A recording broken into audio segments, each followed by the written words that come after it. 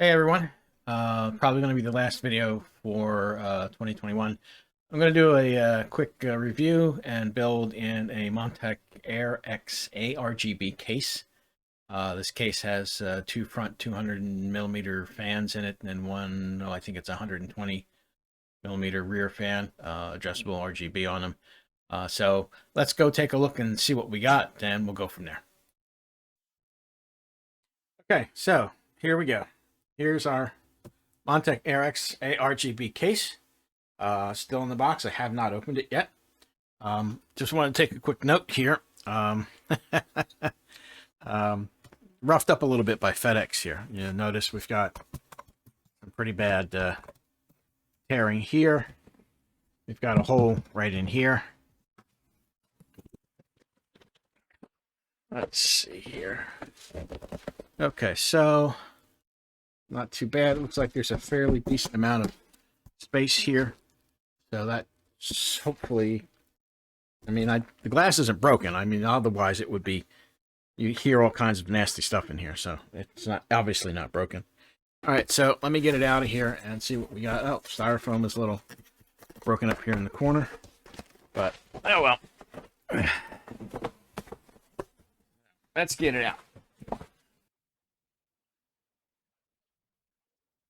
Okay, once again, styrofoam looks like it's a little beaten up here, but I think overall it's probably going to be okay. So let's have a look. So let's see what we got. Well, first of all, there's our magnetic dust shield, which is good. Thing I've noticed a bit on a number of cases, especially in the lower range price point. This case sells on Amazon for about 80 bucks. I caught it on a special. There was a $20 coupon on it, which means that it wound up being 60 bucks. So that's pretty good. But either case, the one thing that annoys me a lot, and this is one of the reasons why I still think I'm preferring the MX410 from Cougar. A lot of cases I've noticed give you two of a particular port and one of another. So for example, in this particular case, you've got two USB 3s and one USB 2. Well, the standard USB cable, internal cable, has two USB 2 ports. So, you know, guys, manufacturers need to get it together. You're either going to offer two of only one particular type, whether it's USB 3 or USB 2, you can make up your mind.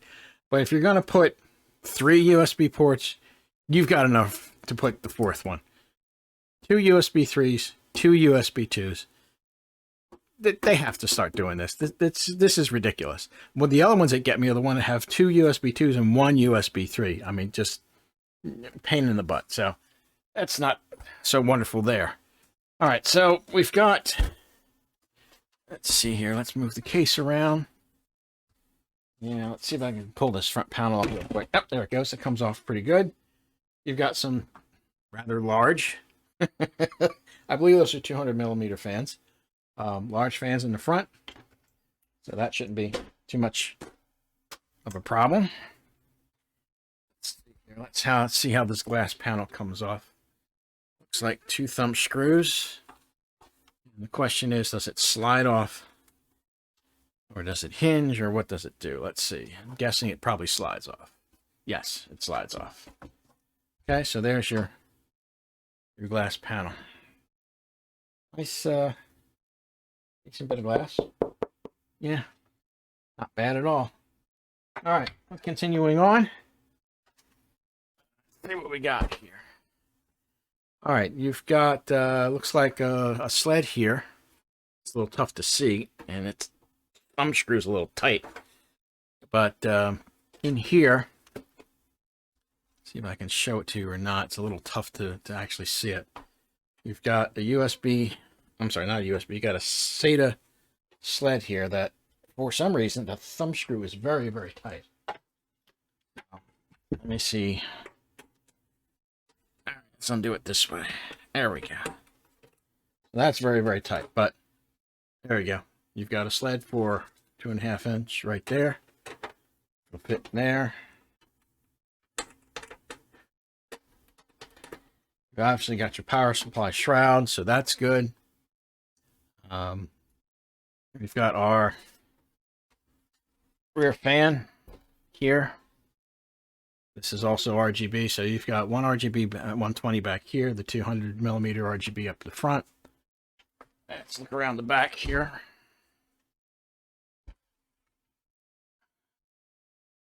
Those screws are on a little tight. Rather a little tight than too loose. These are non-captive screws back here, so they could be flying around in the case if they were too loose. Okay, so we've got your fan control, RGB control here. Nicely done. You've got some Velcro ties here. They're nice. There's all your front umbilicals here. Power supply shroud. Plenty of room in here, no problem. Looks like, yeah, we've got, oh, there's where all the screws and whatnot are.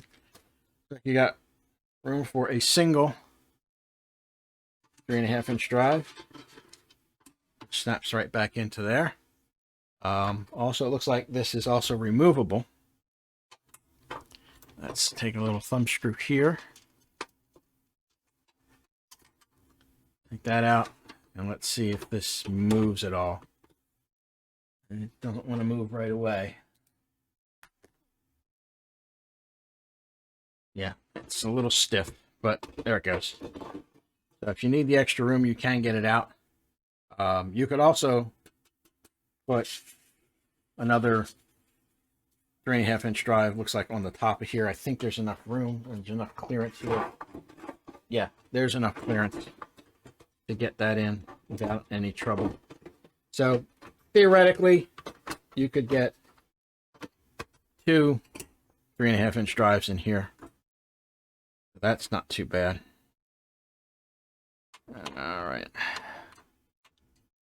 They get this here.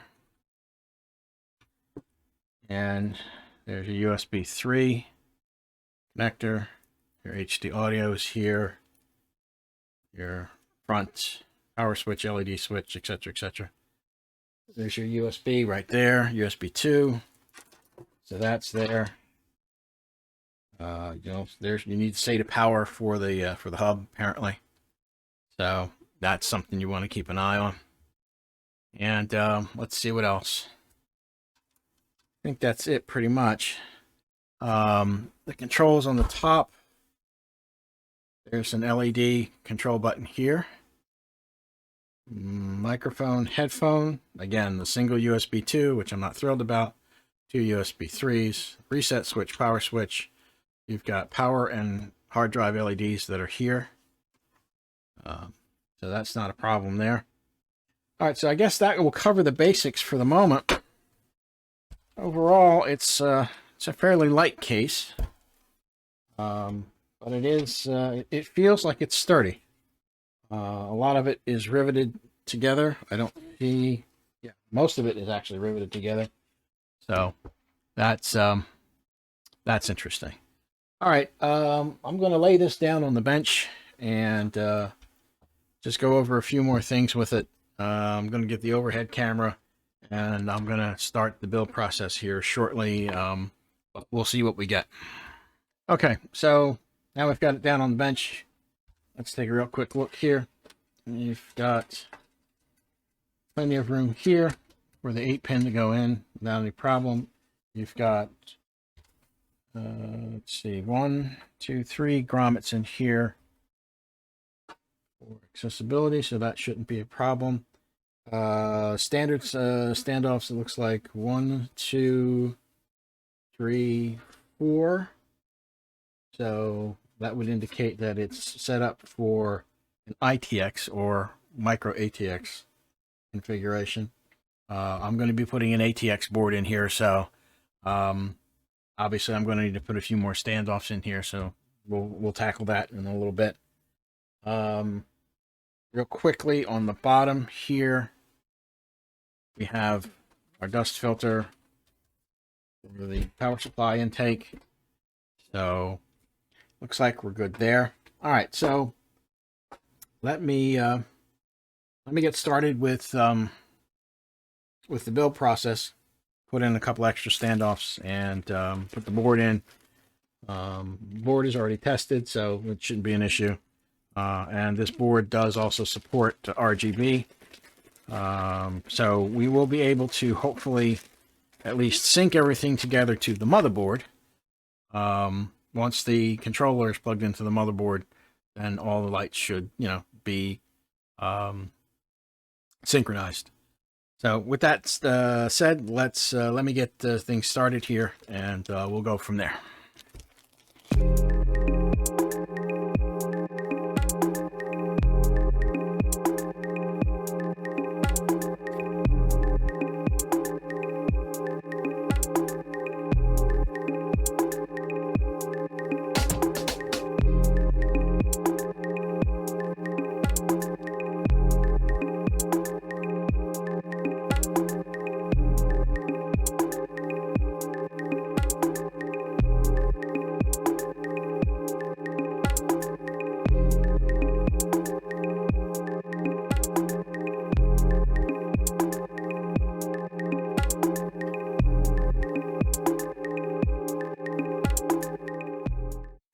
Looks like we're there. Had a little struggle with the front panel, but it looks like we're okay. All right, I think I've got the ARGB set correctly. I guess the only thing left to do at this point is to attempt to fire it up and see what kind of lighting we have at the moment. So I guess we'll do that next. Okay, here we are. We're done. Let's fire this bad boy up, and let's see what we get to here. All right, that looks like that's the default pattern. I think this looks fairly decent. Let's see what we get for different modes here, shall we? Or different colors. See what we got. We've got the standard spinning rainbow.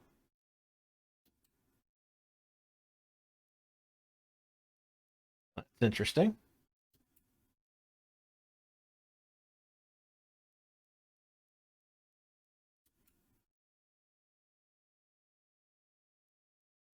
We definitely have a few color schemes going on here.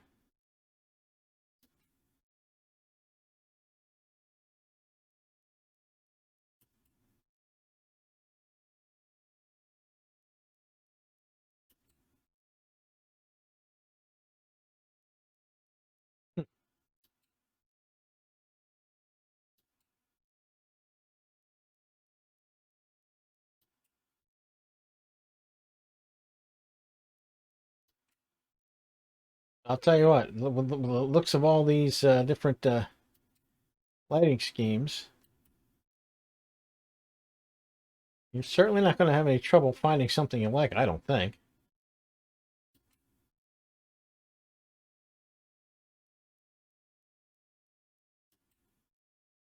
Okay, those are all the major colors. Those are all breathing.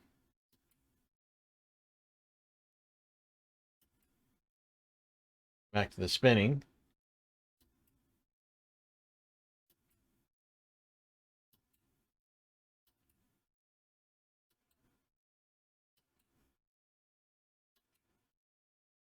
There we go. There's something a little different. There you go.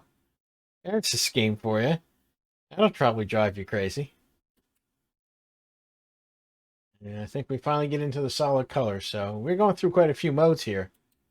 Yeah, to get through the solid colors. There we go.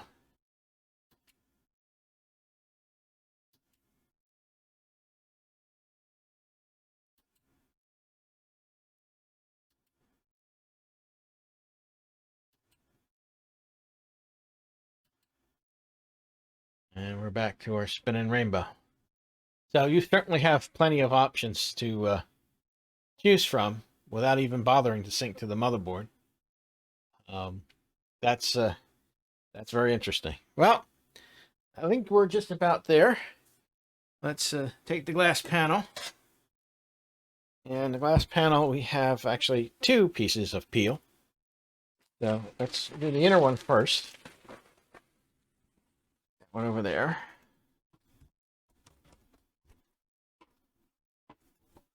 That in there.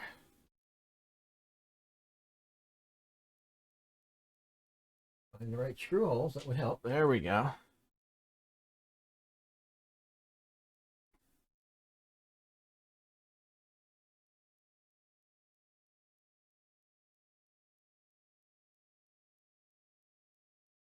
Alrighty.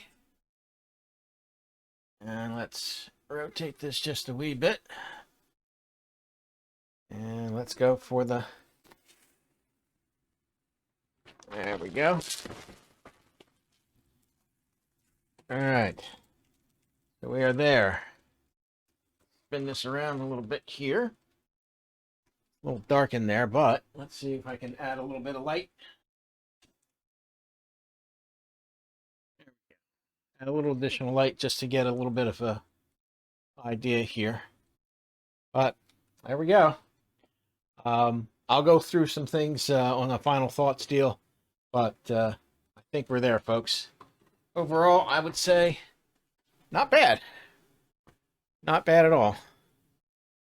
If you want RGB and you kind of want it sort of on the cheap, if you catch this thing on sale, it's a pretty decent bargain. Anyway, I'll have some final thoughts and we'll wrap it up. Thanks. All right, so final thoughts on the Montech Air X ARGB. Positives about the case. Good airflow, absolutely, without question. Those 200 millimeter fans in the front provide a significant amount of airflow. If you put your hand back there, even at the idle speeds, you can feel a lot of air coming out of the back slot covers. So there's very, very good airflow out of this case. That's a plus. Glass panel, for those of you who like to show off your insides, also a plus, without question. You saw through the different lighting schemes, you may not even have to bother syncing it to the motherboard, but if you want to, I suppose you could do that. But again, it's got a color scheme that I've not seen that many colors on a case, at least not up to this point. Negatives. Again, the negative is the two USB 3s, excuse me, and the one USB 2. That's, if you're going to put 3 ports on, my suggestion is you're going to make them 2 of one type, and if it's only going to be as another single one, make it a type C. For example, some of the cases have 2 USB 3s and a USB C. Okay, that's fine, but this configuration doesn't make a whole lot of sense. Again, although it's better than some of the other cases I've seen that only offer you one USB 3, which I think is ridiculous. Don't ever buy a case that does that. The overall value of the case. Well, the overall value of the case, at the Amazon price of between 80 and 85, I think it's a little high. This case is a riveted case, so you can't, move things around too much. So it's definitely cheaply made. The metal's okay. As I said, it's fairly sturdy. It is light. But overall, it's a decent case. Would I buy it again? Yeah, I probably would buy it again. But again, not at the price that Amazon wants for it. I recently checked Newegg. Newegg sells this case right now for $70. That's okay. It's not what I would consider to be an ideal. If you can get it on sale, either Amazon or Newegg for $60, I think it's a solid bargain. Absolutely, without question. The amount of features that you get, the controller that you get in there, I think that's at $60, it's definitely a value. Anything else? No, nothing else at the moment. I think that's pretty much it. I appreciate you guys hanging around for the review. It is getting close to the end of the year, and hopefully you all got through Christmas without too much trouble. So I guess we'll see you sometime in the next year. Have a very good day, and happy holidays.